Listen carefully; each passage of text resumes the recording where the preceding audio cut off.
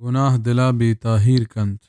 عن النواس بن سمعان رضي الله عنه عن النبي صلى الله عليه وسلم قال: البر حسن الخلق، والإثم ما حاك في نفسك وكرهت أن يطلع عليه الناس.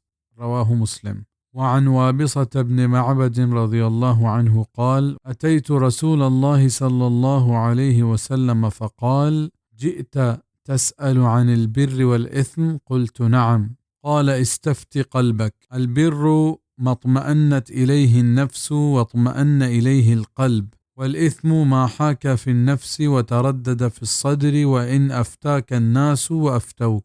حديث حسن رويناه في مسندي الإمامين أحمد بن حنبل والدارمي بإسناد حسن.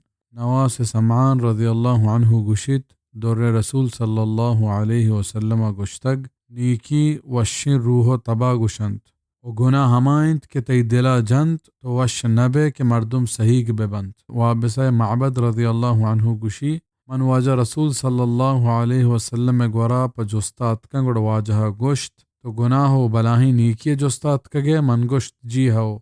گشتی تو اوتی دلا جست کن. نیکی کنگا مردم دل و نفس دل جم و ایمن بیت، گناه دل جند دل بند شکیگ بیت. توری ترا مردم ای واتسره فتوى چکا بیدیند بزد دل جم نبه مزیرش. حسن مسند احمد و دارمی حسن سنده روایت کو تگ.